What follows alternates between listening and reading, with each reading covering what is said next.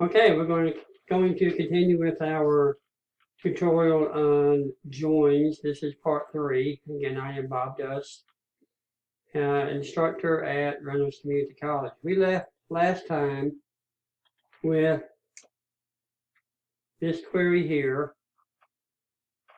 This is the left join to the fundraising event via the bridge table to the entertainer table on the SQL. Then because it's a left join, we should get all fundraising events even if there is no entertainment. I failed to scroll down. Here's what happened last time. As you can see, this last item down here, April 18, there is no entertainer.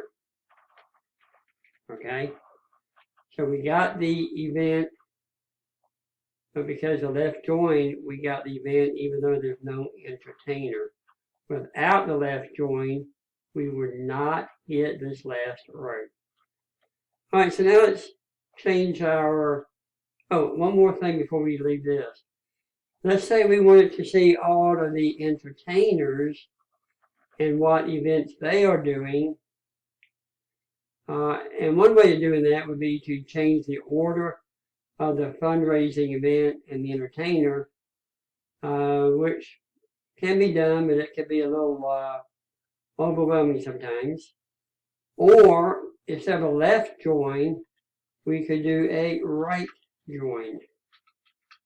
What a right join does is it says start from the right side, give me all the entertainers, even if they don't have a match to the bridge table, to the entertainment table, or to the fundraising event table.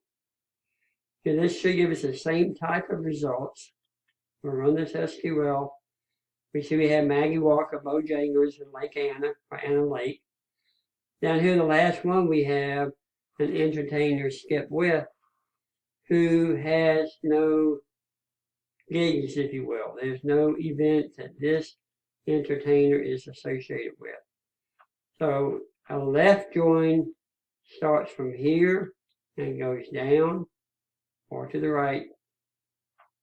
And starts with the left. The right join starts with the right and goes to the left. Okay, now let's move on to let's do the same thing, but remember our other bridge table many relationship is with the member. So I'm going to remove that part. And let's join to our member table via our bridge table, which is the invitation table. So let's do a join to the invitation table. We'll call that I. Then the keyword on, FRE.fundraising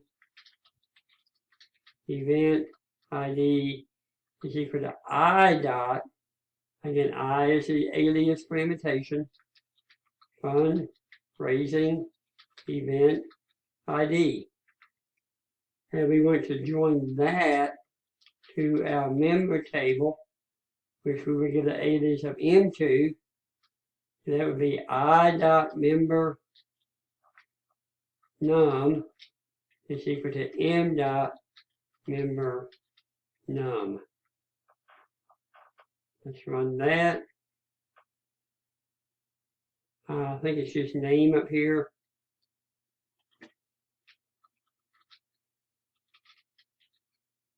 And let's see if that works. Incorrect syntax near I.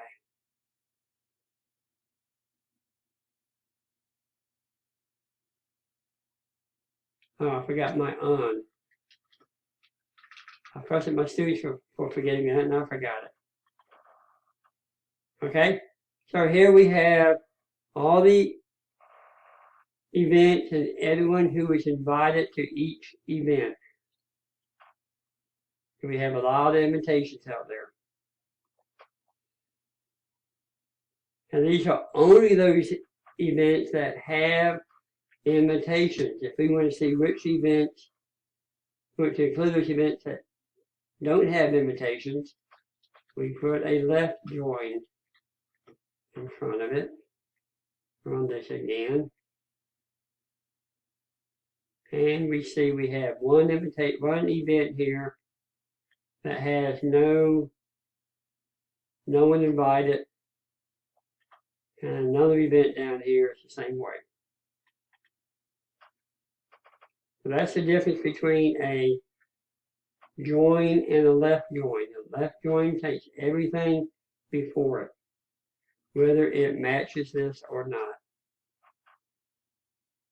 Okay? Now, if we also want to see those who have responded, we can add our other where statements, just like we did before. We can do order by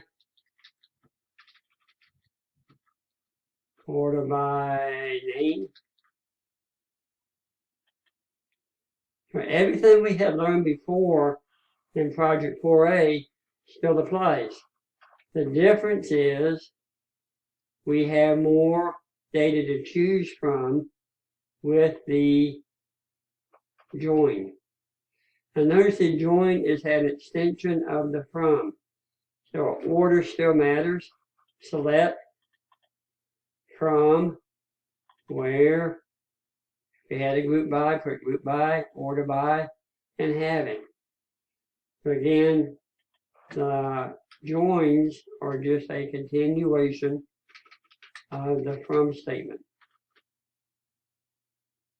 Okay? So that concludes our join tutorial. And I hope this was helpful to you. Again, don't be intimidated. All we're doing is adding more columns for what we can select our data from.